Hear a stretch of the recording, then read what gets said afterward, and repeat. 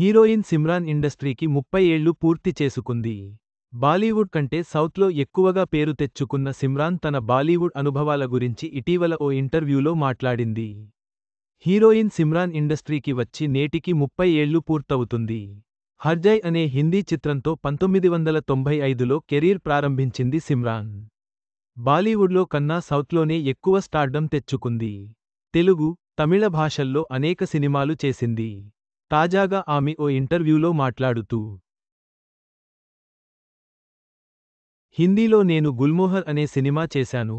ఆ movie team అంతా కూడా చాలా మంచివారు. అదే సమయంలో మరో ప్రాజెక్ట్ కూడా చేశాను.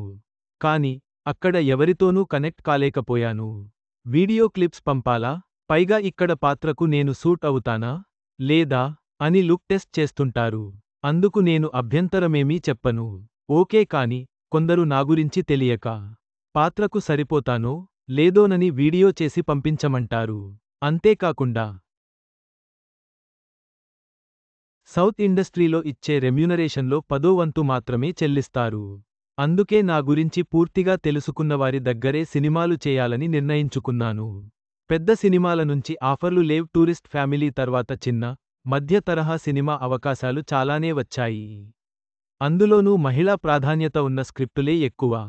కానీ, పెద్ద ప్రొడక్షన్ హౌస్ నుంచి, బడా దర్శకనిర్మాతల నుంచి మాత్రం ఒక్క ఆఫర్ కూడా రాలేదు. నా కెరీర్లో చాలా హిట్లు ఉన్నాయి. ఎంతోమంది యంగ్ టాలెంట్ నన్ను ఆదర్శంగా తీసుకుంటున్నందుకు సంతోషంగా ఉంది అని చెప్పుకొచ్చింది. సినిమా ఈ ఏడాది సిమ్రాన్ ఫుల్ బిజీ. శబ్దంతో అలరించిన ఆమె గుడ్ బ్యాడ్ అగ్లీలో అతిథి పాత్రలో మెరిసింది. టూరిస్ట్ ఫ్యామిలీతో సూపర్ హిట్టు అందుకుంది. ప్రస్తుతం ద లాస్ట్ వన్ అనే మూవీలో యాక్ట్ చేస్తోంది. విక్రమ్ సరసన నటించిన ధృవ నక్షత్రం ఇప్పటికీ విడుదలకు నోచుకోలేదు.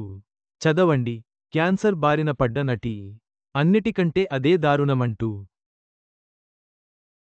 సిమ్రాన్ తన 30 ఏళ్ల సినీ జీవితంలో అనేక విజయాలను సాధించింది. బాలీవుడ్లోని అనుభవాలను పంచుకుంటూ, భవిష్యత్తులో మరింత మంచి అవకాశాల కోసం ఎదురు చూస్తోంది.